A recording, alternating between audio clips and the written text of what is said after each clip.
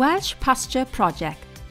The Welsh Pasture Project farms are seeing grass growth rates below demand on many farms and much lower than expected for this time of year.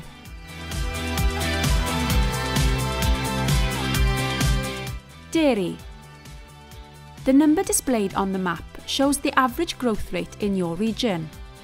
Arrows indicate the change in growth for the region compared to the previous week.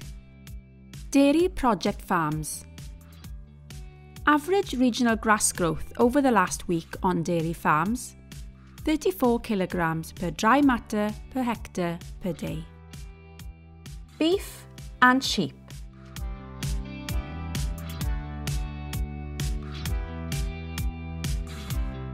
Beef and sheep project farms.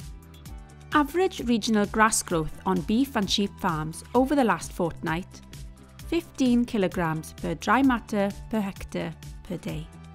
Difficult times, but here's Sarah Morgan from Precision Grazing to provide some useful management guidance that could assist in your decision making. Soil temperatures are now improving on farm, with the main challenge being the dry weather. For most farms, farm supply is below farm demand, and this is causing average farm cover to drop.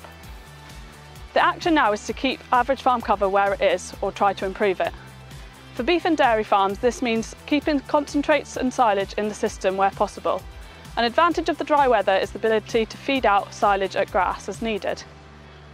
For set stock sheep farms that are currently lambing, you can provide energy blocks at grass if you don't want to disrupt poods that are set stocked. When lambs are a few weeks old, you can merge these groups up and aim to shut up 20 to 30% of the farm to allow those fields to recover and prevent it from overgrazing. With limited rain in the forecast, action is needed now to ensure performance targets are met, and there is adequate grass cover on farm for when the rain arrives.